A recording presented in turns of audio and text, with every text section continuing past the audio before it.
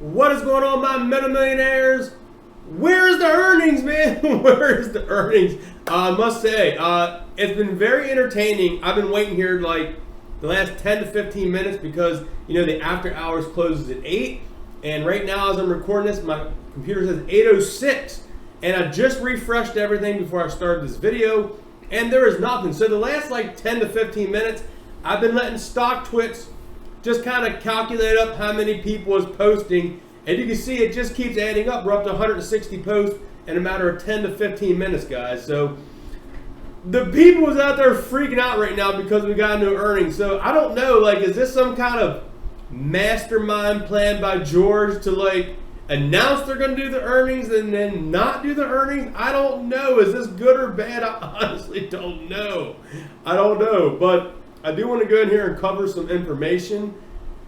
It's kind of hard because everybody wants to know about the earnings. Let's just go here and hit a refresh one more time. No, still no update. If we go here to MetaMaterials official Twitter page, let's refresh that. No.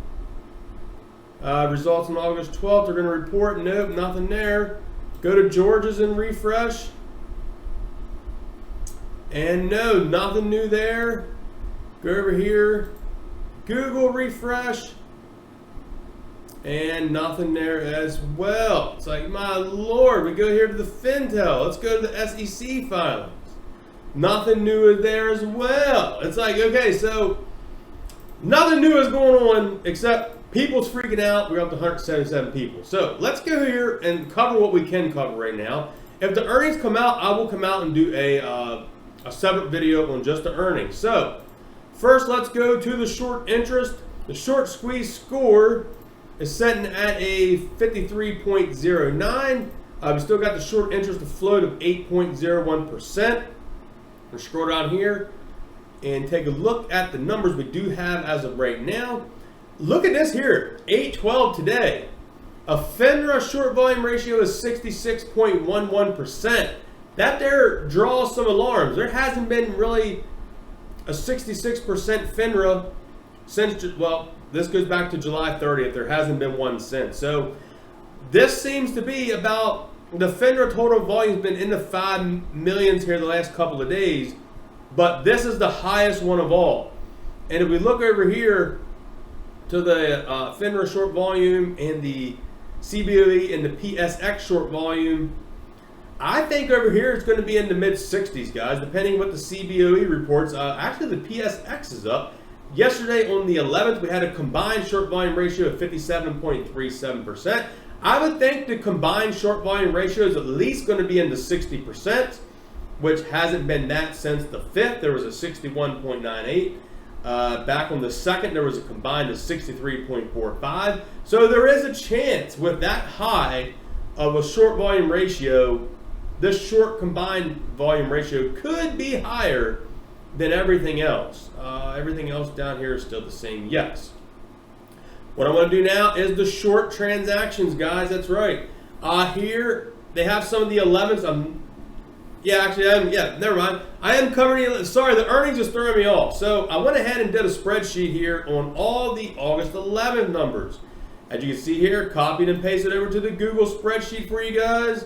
And let's go down here and take a look at the totals that we got.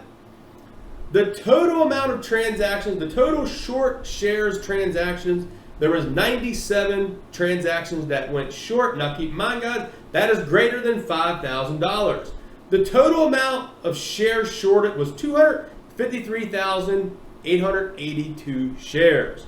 The total dollar amount of shares shorted was $881,527.39. So there it is, a pretty high short amount on the 11th. Now, not as high as some of the other days we had, but let's keep rolling here. We got a lot of information to cover, and like I said, if we do come back and get some earnings, I will come back. So I went in and created another spreadsheet for you guys. That's right. So here on the Fintel website, this is all the buyers.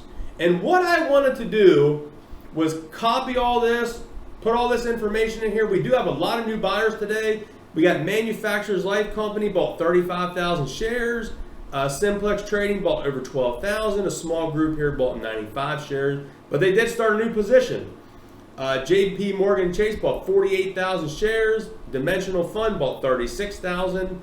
Legal in General bought 6,500. SG Americas bought 30,000.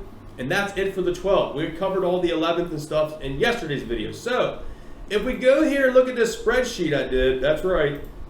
This is pretty nice looking. Copied and pasted all the information over here to the Fintel website, guys.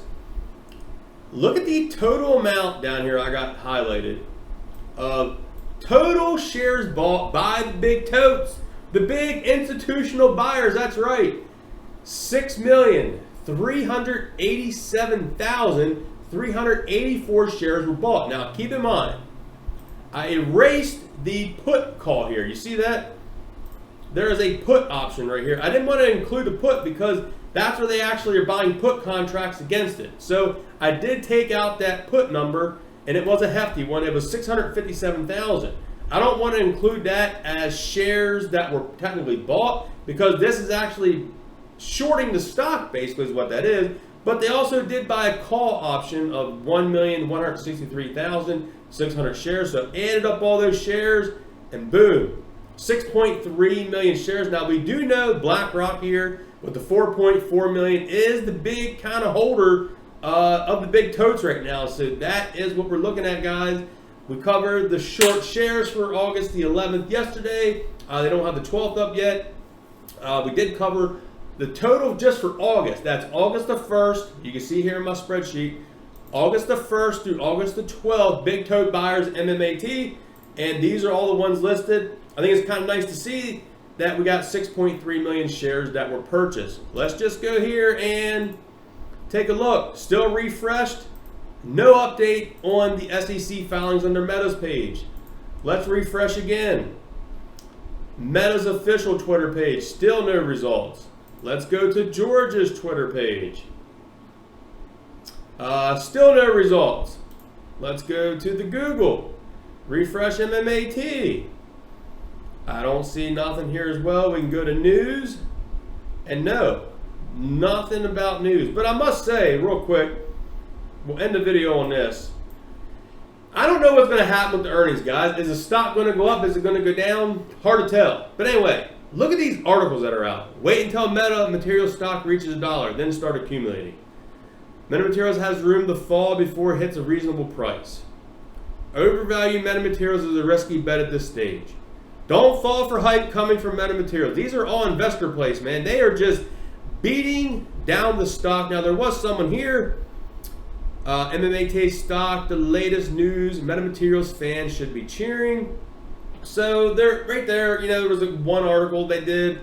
But the bulk of them here is all negative, guys. So keep that in mind. A lot of negative Nancy's out there. And I did want to show you, I did go purchase some options contracts. So let's go take a look at my Robinhood options contract. All right, guys, and end the video here. This is the option I did post it in my community tab earlier today to show you what I bought. Now, like I said, this option is very risky. We could lose all the money. So I only put about $130, $150 in these options contracts because they was pretty cheap.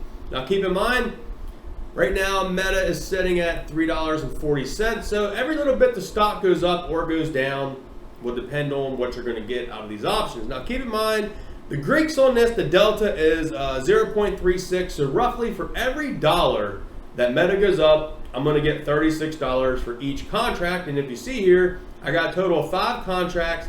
They expire on August the 20th. So only 8 days from now, my MMAT break-even price is $4.27.